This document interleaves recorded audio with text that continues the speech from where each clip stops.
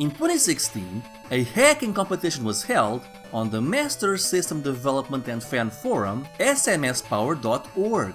One of the entries was for an LXKid in Miracle World mod for a game called Mackay Quest. Now, 4 years later, the team released a fully complete and playable version of the game in 2020, under the title Voyage, a Sorceress Vacation, making it, to my knowledge, the first Sega Master System game of 2020. So I sat down with the team to learn more about this project, how was it made, and how you can play it. Well, first of all, thank you all for being here. So, why the Master System? The Master System was my first good console. We also had an Atari 2600. I lived in a GDR where we didn't have any consoles in the 80s. Yeah, the Master System was the first good console we had, and I always wanted to make games, and maybe this also brought me later to study computer science. I was hanging around in the SMS Power forums for 10 years now. I saw this Kidit editor couple of times, and then after a bigger update I saw, okay, it can do a lot of stuff now. Maybe I should try it out. And then I asked Philip, yeah, do you also want to make a game? Let's try something out. And he wasn't really sure because he said, yeah, what should we make there? What's your plan? Do you just want to mod LXKid? Do you want to make something own? I said, yeah, let's do something own. Maybe first try make some levels somehow, and then let's try to make it into a game. Then after we made some graphics and some first mock-up designs for some levels and character, etc. We posted some screenshots on SMS Power, and Kalindro asked if he can help us with anything. That's when we really started with the game, and I asked Alex if he wants to make some music and sounds for the game, and he said, no, I really can't do that. I'm not good at this, whatever, but I can help you figure out how to make it. After a couple of weeks of starting this, Kalindro told me there's a competition like every year on the SMS Power forums. This year there is a hacks section, game modifications, hacks can be presented, and we said, yeah, okay, let's make some really quick demo of our game, just a couple levels. We try to polish this as much as we can, and then we really had some 5 weeks crunch time. But we delivered. But I think we delivered something that worked out as a complete demo in the end. Was the answer for why the Master System is because there was a good editing tool or engine available for us. And all the other alternatives, we didn't really see anything that would make it that approachable. And because we like old consoles, that was the way to go for us. Does the game contain any new features not found in the original LXKid game? And if so, were those made using custom code or the editor? For special stuff that LXKid, the engine, doesn't allow by default, has to be hacked or modified by Kalindro, like the moving clouds, the mushrooms where you can jump off, etc. That's all custom code by Kalindro. Kidit cannot do it by on its own. Oh, so can you give us some examples of custom code used for the game? Okay, the change of palettes and tiles and levels and stuff, that via Kidit itself. But for example, the parallax scroll with the clouds, or that is custom code done by me. Mushroom, where you can jump off, is custom code. The bosses are custom code. There's also disappearing platforms. Oh yeah, that's true. Yeah. So how was the soundtrack created? And is it possible to add FM sound compatibility? So the soundtrack and the sound effects were all made with Mask, and the FM audio, it is not possible to do FM audio on the Master System. But as far as my work is concerned with Mask, it was simply the channels that were provided in Mask, for example. Your question was if we thought about FM audio or something like that. I think the audio engine doesn't support FM, so it was out of the question. But it's possible in theory. I mean, the biggest obstacle would be that there is no, or there was no tracker for FM sound yet. There is current development in the forums of SMS Power. Someone has provided a replayer library, so you can replay the Moonblaster FM sound, which originally was developed on MSX. So now you can use MSX computers and track FM music on there and replay it on Master System. There are actually a few FM trackers. I know that Devil Mask supports the FM channel for the Mega Drive, and there's also Adlib tracker that has support for the OPL, I think OPL or OLP. OPL. OPL 3 chip from Yamaha. But not for the specific Master System FM chip, right? It's not the same as in the Mega Drive, and I think it's not supported by any trackers now. But okay, the one solution that Calendro described with the tracking on MSX. But yeah, the thing is, maybe less than 1% of the Master System owners have an FM setup with a Japanese or a modded Master System. Okay, on emulators, obviously, but maybe it wouldn't be worth it because you would have to first compose on PSG and then recompose on FM, and only to have a few ever listen to that, maybe that wouldn't be worth it. What about the soundtrack creation process? Did you get to see the levels first, or were you given rough sketches? Some of the levels were already done, and at least we already knew what kind of the art direction and the atmosphere would be. So I would take inspiration from other games, like the first underwater level, for example, took inspiration from Mario Brothers, a little bit from Donkey Kong the water level, and I was trying to see what other games were doing in these kind of atmospheres where we were dealing with. Like, for example, the cave level borrows a little bit from Zelda, A Link to the Past. So there's different types of inspirations I had there. Yeah, and I remember. Sorry for breaking in. That like sometimes he said, yeah, I was trying a little jazz vibe with this one, or here I took inspiration from Synth Wave and so on and so forth. And I always thought that's amazing. Like, that's perfect. Synth Wave, really? Okay, so which level is the Synth Wave one? A little bit of synthwave inspiration is in the level where you fly when there's a sunset in the background. Oh my god, that's amazing. I didn't even know the Master System could do Synthwave. No worries. I didn't either. It's a more of electronic punchy sound. So how did you decide on the plot, characters and setting? That's a very good question, and I actually don't really have a very good answer to it. Okay, so what could we do? Like, okay, so we don't want to go with the stereotype and it being a male protagonist. We want something else. Okay, so yeah, okay, let's make it a sorceress. Okay, so that was the first thing, and then I have actually no idea how we ended up her going on vacation and how that story came about. Yeah, I think that sounds weird, or that sounds unusual. Let's try to explore it, and then we were just like sitting down.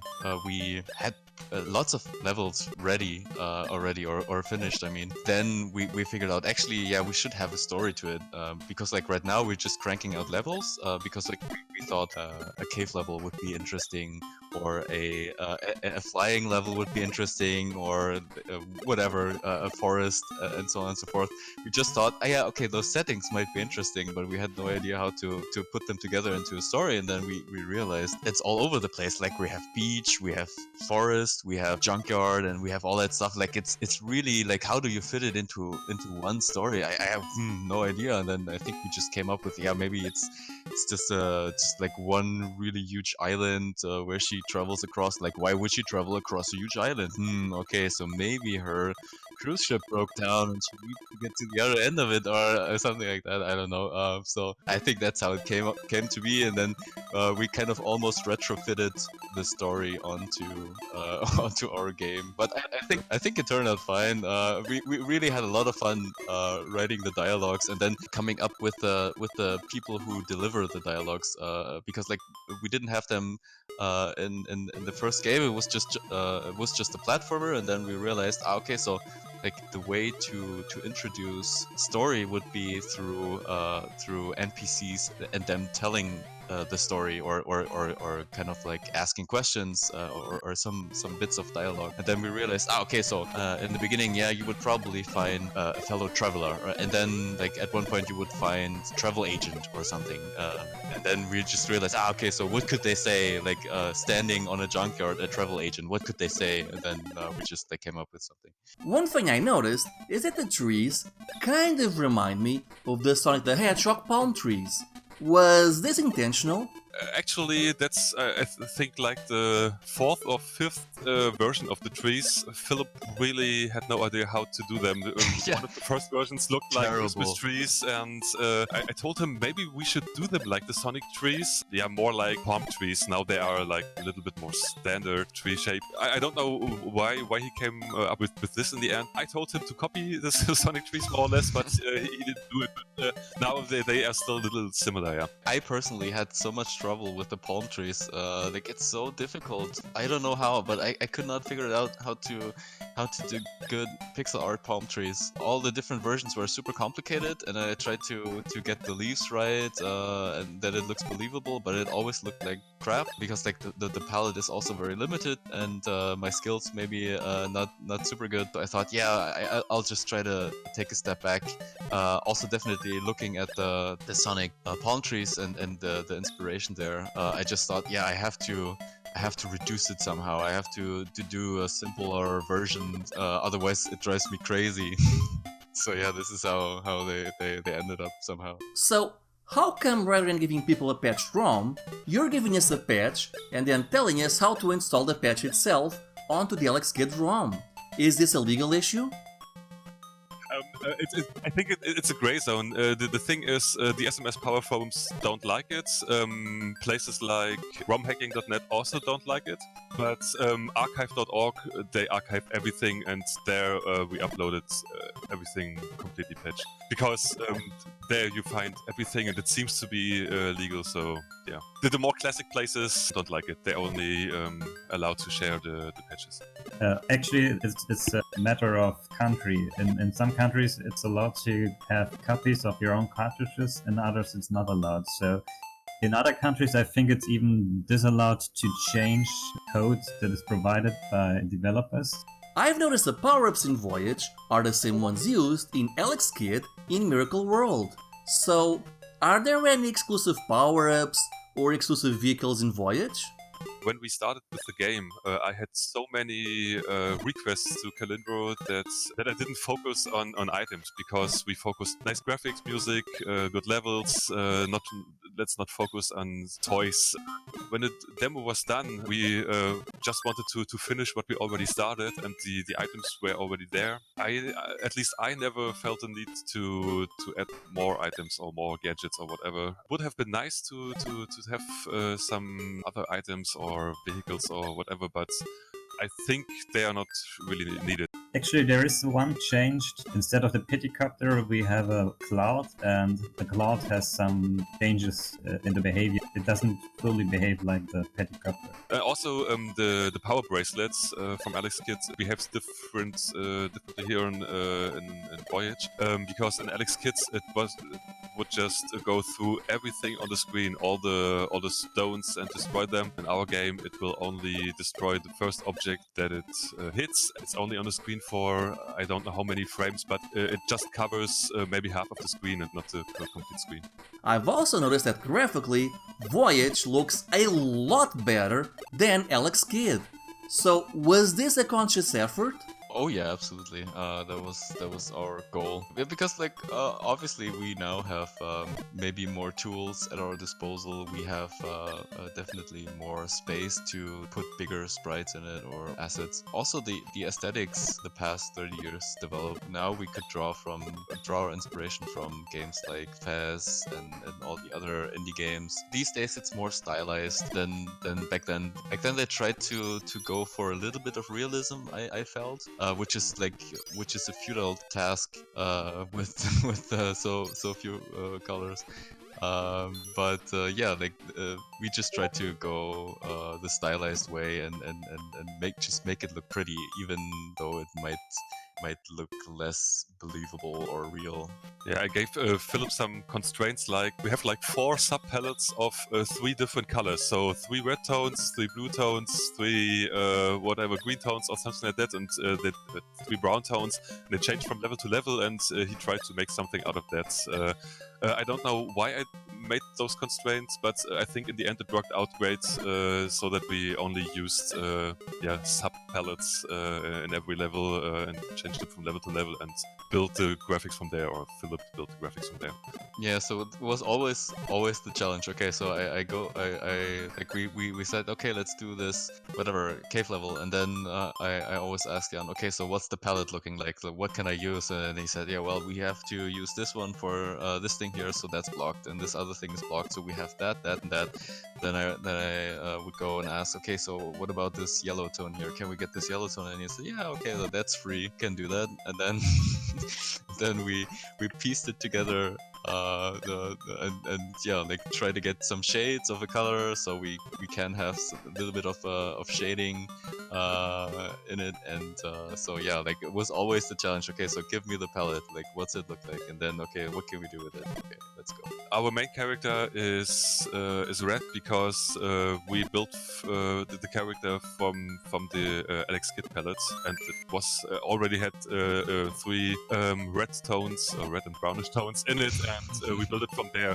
I think it was also a constraint I gave Philip. Yeah, I don't want to change everything. We have to use the same start of the first 8 in the colors of the palettes in every level. Let's keep it like it is, please. Can you build something out of it? And then he built something out of it. Interesting. It seems you had to deal with a lot of limitations while making the game. Yeah, the color limitations and also the animation limitations, because Kid and the time frame we worked on the game has also evolved dramatically. In the beginning, we had like way more limitations. For example, the animation frames for certain enemy types, for example, they would not always have the full frame to animate, but sometimes they were reusing parts of the frame. So they let's say they were reusing the upper left tile through all 3 frames, because like it never changed. And this is something we had to adhere to as well, because in the beginning it wasn't so easy to say, well, we just like work around it and give you 3 new frames. No, like the 3 frames are like this, and this top left tile never changes. So okay, we had to go in and design enemy characters that also were built so that the top left piece of the frame or the top left tile doesn't change. So that was really difficult at the beginning. Are you planning on a physical release of the game? We want to release something, yeah. We are planning to release it on cartridge. We have most of the stuff already. We got somebody that will build PCBs and program everything. We know where to get the boxes, and there will be shells delivered by Crix, the guy that makes the EverDrives, but we don't know when. So yeah, as soon as Crix will build the shells for the cartridges, I think we can deliver something. Is the current release the final version of Sorceress? I think that's the final for now, until there are the new bugs that need fixing. I think it will be the final version for now, but we really thought about maybe making some kind of director's cut with maybe idle animation, or maybe with... There were some people that said, oh, the flying level, the cloud level, it's too short. Maybe make a longer version of that. Maybe making some levels longer or something like that. We don't really know that, or if we find the time to do that. But there were some ideas, and we have a list with ideas that we might have a look at when we have everything together to produce, or when we have a time plan on when we could release the physical or the cartridges. What about future projects? Do you have any upcoming games in development? There are ideas to port the game maybe to NES with NES Maker when the new version is out, but I don't know yet how long that would take. Maybe I would try to start on my own to see how far I get. I definitely want to work with the guys on other projects, but we don't know yet. Yeah, which system will it be made with KidEd? I think Vandolin and Philip want to make a project maybe on PC or a 16-bit console or whatever. But I really like KidEd. It's kind of complete. I guess we still have to discuss how to go on. Yeah, definitely. For me, it would be very interesting to go to a 16-bit console. We also thought about, like, do we do something for the PC? But then it's a little bit more difficult because, like, so many people are developing really great games for the PC, and then it's way more difficult to get any traction. Not that we are looking for traction or something, but it's always nice to not go under in a huge pile of other games. So we at least have a chance. Somebody is seeing it, or somebody's really happy by finding it. So yeah, we thought about going to consoles, and yeah, like other than that, we don't really know like what kind of game it would be, or what the setting would be, or it could be anything really. But yeah. Yeah, I have this weird idea of taking Voyage and the style and make it into some 8 or 60-bit action adventure. That would be. I would prefer that, but I don't know what we will end up with, because everybody has different ideas, and yeah. If you want to play Voyage as Sorceress Vacation, you can find the link in my description and download the patch. Then you'll need a ROM file of LXKids Miracle World version 1.1 and a patching tool like Lunar IPS. In the meantime, would you guys like me to review the game, or would you prefer if I wait for a physical release? Let me know in the comments. In the meantime, I'd like to thank everyone for watching Sika's Retro Corner. If you want to support the channel, be sure to like, comment, subscribe, hit that notification bell, and share this video. All that fun social media stuff. And you can also support me on Patreon. I know it may not seem like it, but even $1 goes a long way towards helping me making these videos. Anyway, I hope you all have a great day. Bye!